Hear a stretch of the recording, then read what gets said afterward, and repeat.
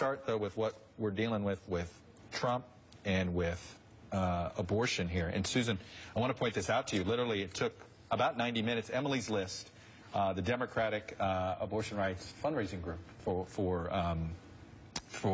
the Democratic Party, already linked Trump criminalizing abortion addition to Barbara Comstock. She represents a swing district in Northern Virginia, who, by the way, just earlier this week became one of the first Republican members of Congress to say she's giving back all Trump donations. But this is what Republicans fear with Trump, is it not, Susan? It is. I'm surprised it took them 90 minutes. It should have been probably under 10. But it is exactly what Republicans are concerned about, whether it be in state legislative house races or in the Senate. Donald Trump, especially with his relationship with women, it is becoming a disaster for candidates right now. And just when you thought numbers couldn't go higher than a 74 disapproval rate, I think he's going for 100% on this one based on his actions of today. Beth, I think probably what may surprise some of our viewers is the swiftness with which the pro-life community condemned his remarks. And it's, I think, a very important development. It probably explains why, as I said earlier, Trump didn't walk it back. He did the electric slide.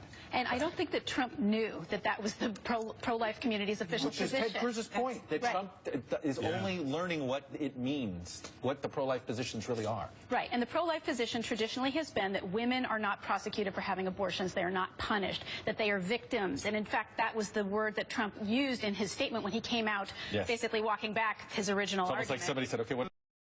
Victims, that's what they are. They're victims. So it's criminalizing the provider of abortions and not the person who receives it. That was always been a very strong part of the pro-life argument, that we're not against women. This was their way to bring women back and to make women and a broader coalition of people feel comfortable with the pro-life cause. And Trump just stepped right into that. But that's what makes people, especially Republicans, crazy about Donald Trump, because you could see in that interview, he tried to throw it back on Chris Matthews, and he was just buying time. He was trying to figure out what his answer should be, because he didn't have an answer. He is a thumbnail deep on any type of policy. Jamil, I'm old enough to remember when there were some Republicans concerned with the rhetoric about Planned Parenthood.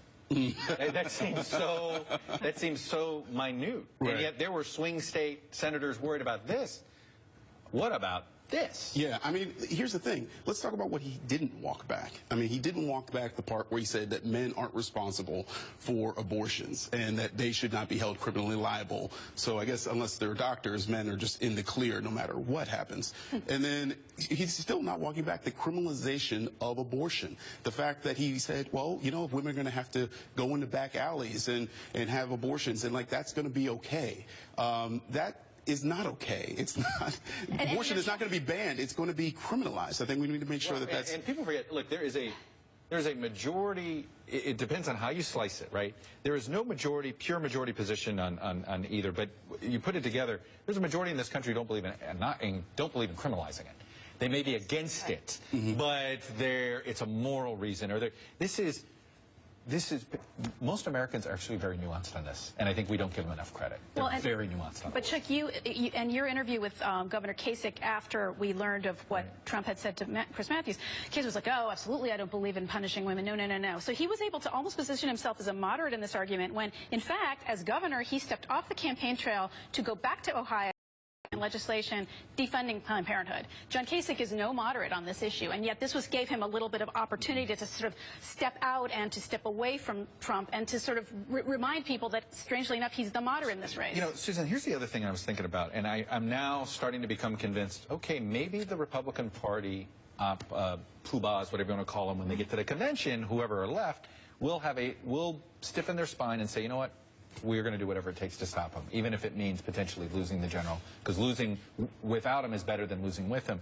Because we've now gone, we don't go 72 hours where either he has to walk back a statement or a Republican has to distance themselves from something. No, I think you're 1,000% right. If he comes in at 1236, even one delegate short, they are going to fight him, because the party is going to be better off, even if they have to lose with Cruz, I hate to go into that expression, than actually having him as the nominee. It will be a disaster for them.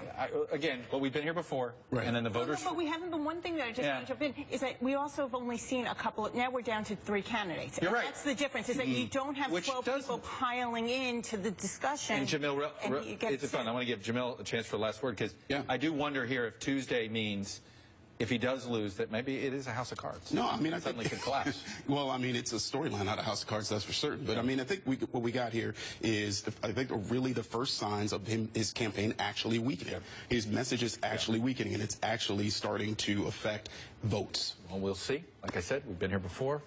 We'll see what the voters in Wisconsin say on Tuesday. Thank you all. With all due respect, starts right now.